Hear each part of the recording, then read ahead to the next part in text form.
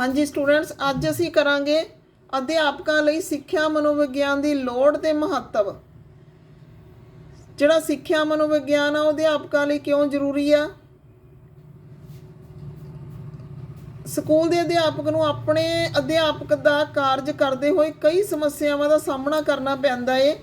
उन्हां दीयां बहुत सारियां समस्यावां जटिल हुंदियां ने, गुंझलदार हुंदियां ने, जिवें कि पढ़न विच खीणता नूं दूर किवें कीता जावे, असमायोजित बच्चे नूं सिੱਖਿਆ किवें दित्ती जावे, पाठ समग्री की वंड किवें कीती जावे, कदों कीती जावे, सरीरक ते संवेदना की कमी वाले बच्चों नूं किवें आलोचनात्मक सोचण लई उत्साहित किया जाए। बहुत सारियां समस्यावां टीचर ਜਿਹੜਾ ਉਸ ਨੂੰ ਦੇਖਣੀਆਂ ਪੈਂਦੀਆਂ ਨੇ, क्योंकि उसने बच्चों को पढ़ाना है तो बच्चों को मानसिक तौर पर तैयार करना उसकी जिम्मेवारी होंगी है तो उन्होंने सिखाना। एक अध्यापक को विद्यार्थियों को सिखाने ते समायोजन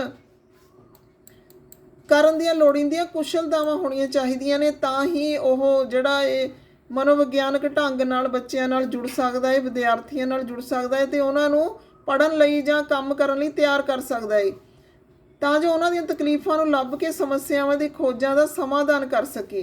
ਉਸ ਨੂੰ ਸਿੱਖਿਅਕ ਵਿਵਸਾਇਕ ਅਗਵਾਈ ਦੇਣ ਦੇ ਜ਼ਰੂਰੀ ਕਾਰਜ ਕਰਨ ਲਈ ਉਪਚਾਰੀ ਕੰਮ ਕਰਨ ਦਾ ਮਾਹਿਰ ਹੋਣਾ ਚਾਹੀਦਾ ਹੈ। ਉਸ ਦਾ ਕੰਮ ਬੱਚਿਆਂ ਦੇ ਸਰਬਪੱਖੀ ਵਿਕਾਸ ਕਰਨਾ ਹੋਣਾ ਚਾਹੀਦਾ ਹੈ। ਉਸ ਨੂੰ ਮਨੋਵਿਗਿਆਨਕ ਨਿਯਮਾਂ ਦਾ ਗਿਆਨ ਹੋਣਾ ਜ਼ਰੂਰੀ ਹੈ।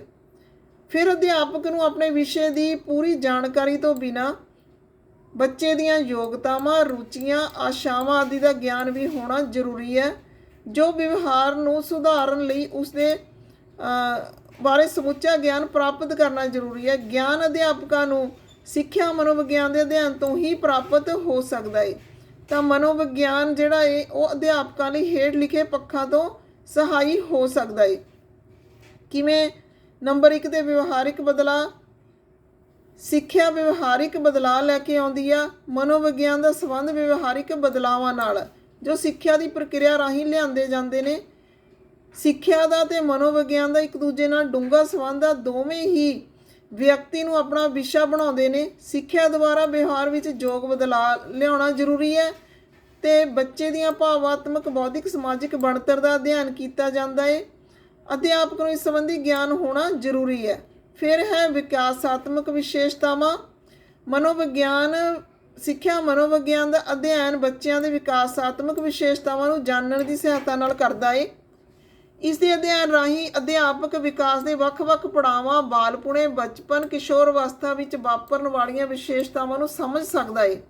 इस दे ज्ञान राही ओह सिक्ख्या देण वाले विशेषतावां की वरतों कर सकदा है। सिੱਖਣ प्रक्रिया दीआं समस्यावां। सिੱਖਣ प्रक्रिया ਦੀਆਂ ਸਮੱਸਿਆਵਾਂ ਦੇ ਵਿੱਚ ਅਸੀਂ ਕਹਿ ਸਕਦੇ ਹਾਂ ਕਿ ਸਿੱਖਿਆ ਮਨੋਵਿਗਿਆਨ ਦਾ ਗਿਆਨ ਜਮਾਤ ਵਿੱਚ ਸਿੱਖਣ ਪ੍ਰਕਿਰਿਆ ਦੀਆਂ ਸਮੱਸਿਆਵਾਂ ਸੰਬੰਧੀ ਵਿਸ਼ਲੇਸ਼ਣ ਕਰਨ ਵਿੱਚ ਅਧਿਆਪਕ ਦੀ ਮਦਦ ਕਰਦਾ ਹੈ।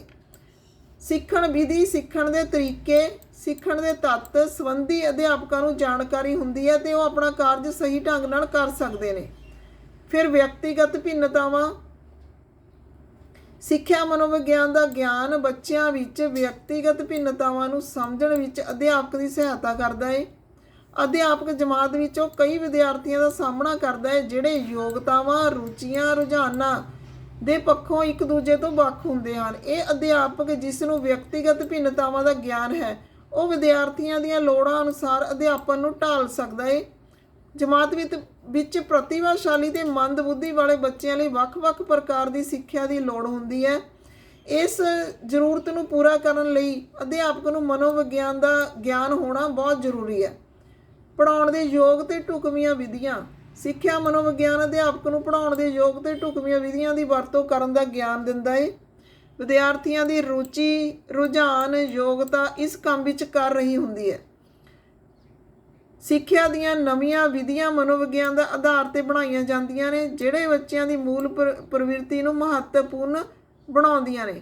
ਮਨੋਵਿਗਿਆਨ ਇਹ ਦੱਸਦਾ ਕਿ ਤੁਸੀਂ ਕਿਸੇ ਵਿਸ਼ੇ ਪ੍ਰਤੀ ਵਿਦਿਆਰਥੀਆਂ ਦੀ ਰੁਚੀ, ਉਤਸੁਕਤਾ ਪੈਦਾ ਨਹੀਂ ਕਰ ਸਕਦੇ ਜਦੋਂ ਤੱਕ ਵਿਦਿਆਰਥੀ ਉਹ ਵਿਸ਼ਾ ਗ੍ਰਹਿਣ ਨਹੀਂ ਕਰ ਸਕਦੇ।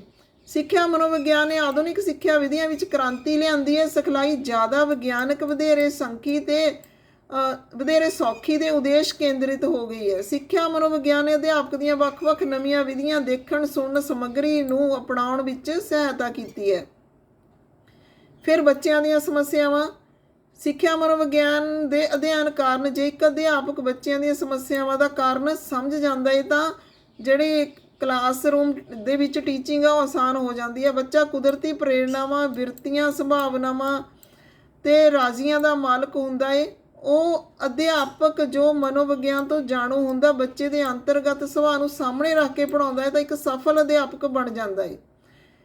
ਮਾਨਸਿਕ ਅਰੋਗਤਾ। ਜਿਹੜੇ ਅਧਿਆਪਕ ਨੂੰ ਸਿੱਖਿਆ ਮਨੋਵਿਗਿਆਨ ਦਾ ਗਿਆਨ ਹੁੰਦਾ ਹੈ ਉਹ ਵਿਦਿਆਰਥੀਆਂ ਦੀ ਮਾਨਸਿਕ ਅਰੋਗਤਾ ਦਾ ਪੂਰਾ ਧਿਆਨ ਰੱਖਦੇ ਨੇ। ਉਹ ਵਿਦਿਆਰਥੀਆਂ ਦੇ ਤਣਾਅ ਤੇ ਖਿਚਾਓ, ਨਿਰਾਸ਼ਤਾਵਾਂ, ਗੁੰਝਲਾਂ, ਚਿੰਤਾਵਾਂ ਨੂੰ ਉਚਿਤ ਵਾਤਾਵਰਣ ਪੈਦਾ ਕਰਕੇ ਦੂਰ ਕਰਨ ਦੀ ਕੋਸ਼ਿਸ਼ ਕਰਦੇ ਨੇ। ਫਿਰ ਮਾਪ ਦੇ ਮੁਲਾਂਕਣ ਦੀਆਂ ਵਿਧੀਆਂ।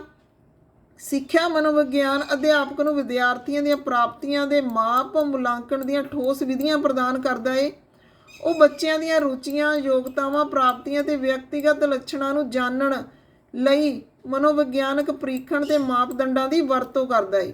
ਇਹਨਾਂ ਦੁਆਰਾ ਅਧਿਆਪਕ ਆਪਣੇ ਵਿਦਿਆਰਥੀਆਂ ਨੂੰ ਨਾ ਕੇਵਲ ਚੰਗੀ ਸਮਝ ਦੇ ਸਕਦਾ ਹੈ ਬਲਕਿ ਉਹਨਾਂ ਦੀ ਯੋਗ ਤੇ ਸਹੀ ਅਗਵਾਈ ਵੀ ਕਰ ਸਕਦਾ ਹੈ।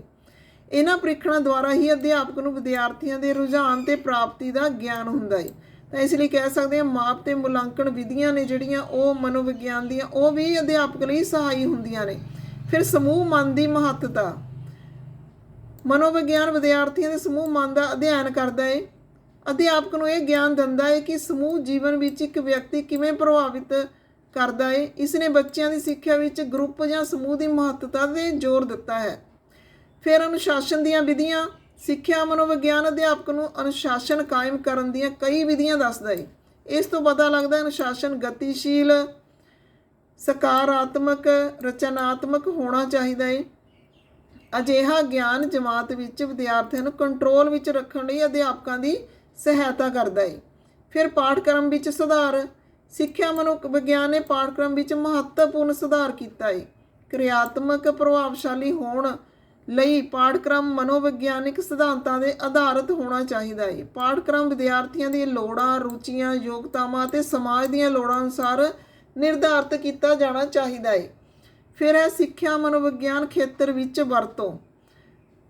ਸਿੱਖਿਆ ਮਨੋਵਿਗਿਆਨ ਦਾ ਗਿਆਨ ਅਧਿਆਪਕ ਨੂੰ ਸਿੱਖਿਆ ਦੇ ਖੇਤਰ ਵਿੱਚ ਇਸ ਦੀ ਵਰਤੋਂ ਕਰਨ ਲਈ ਉਤਸ਼ਾਹਿਤ ਕਰਦਾ ਹੈ। ਆਪਣੀਆਂ ਖੋਜਾਂ ਦੁਆਰਾ ਅਧਿਆਪਕ ਨਵੇਂ ਤੱਥ ਦੇ ਸਕਦਾ ਹੈ, ਸਿਖਲਾਈ ਤੇ ਸਿੱਖਿਆ ਦੇ ਖੇਤਰ ਵਿੱਚ ਸੁਧਾਰ ਕਰ ਸਕਦਾ ਹੈ।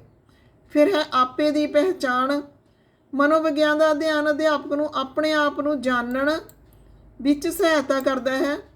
ਉਹ ਇਸ ਗਿਆਨ ਦੁਆਰਾ ਆਪਣੀਆਂ ਸ਼ਕਤੀਆਂ ਤੇ ਊਣਤਾਈਆਂ ਨੂੰ ਸਮਝ ਸਕਦਾ ਹੈ ਤੇ ਇਹਨਾਂ ਨੂੰ ਦੂਰ ਕਰ ਸਕਦਾ ਹੈ। ਫਿਰ ਮਾਨਸਿਕ ਸ਼ਕਤੀਆਂ। ਵਿਅਕਤੀ ਦਾ ਵਿਵਹਾਰ ਮਾਨਸਿਕ ਸ਼ਕਤੀਆਂ 'ਤੇ ਨਿਰਭਰ ਹੁੰਦਾ। ਇਹਨਾਂ ਸ਼ਕਤੀਆਂ ਦਾ ਵਿਕਾਸ ਖਾਸ ਨਿਯਮਾਂ ਅਨੁਸਾਰ ਹੁੰਦਾ ਹੈ। ਅਧਿਆਪਕ ਲਈ ਉਹਨਾਂ ਦੀ ਜਾਣਕਾਰੀ ਹੋਣੀ ਬਹੁਤ ਜ਼ਰੂਰੀ ਹੈ। ਇਹ ਸਾਰੇ ਤੱਥਾਂ ਦਾ ਗਿਆਨ ਇੱਕ ਅਧਿਆਪਕ ਲਈ ਬਹੁਤ ਜ਼ਰੂਰੀ ਹੈ। ਜੇ ਉਹ ਸਹੀ ਅਰਥਾਂ ਵਿੱਚ ਇੱਕ ਚੰਗਾ ਅਧਿਆਪਕ ਬਣਨਾ ਚਾਹੁੰਦਾ ਹੈ ਤਾਂ ਆਉਣ ਵਾਲੀ ਪੀੜ੍ਹੀ ਦਾ ਨਿਰਮਾਣ ਕਰ ਸਕੇ ਤਾਂ ਉਸ ਨੂੰ ਜਿਹੜੀਆਂ ਮਾਨਸਿਕ ਸ਼ਕਤੀਆਂ ਨੇ ਉਸ ਦੀ ਜਾਣਕਾਰੀ ਹੋਣੀ ਬਹੁਤ ਜ਼ਰੂਰੀ ਆ। ਅੰਤ ਵਿੱਚ ਅਸੀਂ ਕਹਿ ਸਕਦੇ ਹਾਂ ਕਿ ਅੱਜ ਦੇ ਸਮੇਂ ਵਿੱਚ ਸਿੱਖਿਆ ਮਨੋਵਿਗਿਆਨ ਦਾ ਗਿਆਨ ਅਧਿਆਪਕ ਲਈ ਬਹੁਤ ਜ਼ਰੂਰੀ ਤੇ ਲਾਭਦਾਇਕ ਹੈ। ਇਸ ਦੀ ਮਹੱਤਤਾ ਤੋਂ ਹੀ ਪਤਾ ਲੱਗਦਾ ਕਿ ਇਸ ਦੇ ਟੀਚੇ ਜਿਹੜੇ ਨੇ ਉਹ ਸਿੱਖਿਆ ਦਰਸ਼ਨ ਸਿੱਖਿਆ ਦੇ ਮੰਤਵ ਦੇ ਟੀਚੇ ਨਿਰਧਾਰਿਤ ਕਰਦਾ ਹੈ ਕਿ ਸਿੱਖਿਆ ਦਰਸ਼ਨ ਦੁਆਰਾ ਇਸ ਦੇ ਟੀਚੇ ਨਿਰਧਾਰਿਤ ਕੀਤੇ ਜਾਂਦੇ ਨੇ, ਜਦ ਕਿ ਸਿੱਖਿਆ ਮਨੋਵਿਗਿਆਨ ਇਹਨਾਂ ਟੀਚਿਆਂ ਨੂੰ ਪ੍ਰਾਪਤ ਕਰਨ ਵਿੱਚ ਸਹਾਇਤਾ ਕਰਦਾ। ਜੇ ਏਮ ਐਜੂਕੇਸ਼ਨ ਦੇ ਨੇ ਉਹ ਸਿੱਖਿਆ ਦਰਸ਼ਨ ਤੋਂ ਬਣਦੇ ਨੇ ਤਾਂ ਜਿਹੜੇ ਇਹਨਾਂ ਦੀ ਪ੍ਰੈਕਟੀਕਲੀ ਇੰਪਲੀਮੈਂਟੇਸ਼ਨ ਆ ਉਹ ਸਿੱਖਿਆ ਮਨੋਵਿਗਿਆਨ ਕਰਦਾ ਹੈ। ਤਾਂ ਅਸੀਂ ਇਸ ਦੇ ਨਾਲ ਸਿੱਖਿਆ ਦੀਆਂ ਸਾਰੀਆਂ ਸਮੱਸਿਆਵਾਂ ਨੂੰ ਸਮਝਣ ਤੇ ਇਹਨਾਂ ਦਾ ਸਮਾਧਾਨ ਕਰਨ ਦੀ ਯੋਗਤਾ ਰੱਖਾਂਗੇ। ਤਾਂ ਇਸ ਤਰ੍ਹਾਂ ਸਿੱਖਿਆ ਮਨੋਵਿਗਿਆਨ ਆ ਜਿਹੜਾ ਉਹ ਗਿਆਨ ਦਾ ਹੀ ਸਿੱਟਾ ਹੈ। ਤਾਂ ਅੱਜ ਦੀ ਵੀਡੀਓ ਦੇ ਵਿੱਚ ਅਸੀਂ ਸਿੱਖਿਆ ਮਨੋਵਿਗਿਆਨ ਦਾ ਮਹੱਤਵ ਕੀਤਾ ਹੈ ਕਿ ਟੀਚਰ ਦੀ ਲਾਈਫ ਦੇ ਵਿੱਚ ਸਿੱਖਿਆ ਮਨੋਵਿਗਿਆਨ ਕੀ ਥਾਂ ਰੱਖਦਾ ਹੈ। ਅੱਗੇ ਫੇਰ ਮਿਲਦੇ ਹਾਂ ਨੈਕਸਟ ਵੀਡੀਓ ਦੇ ਵਿੱਚ। Okay, thanks.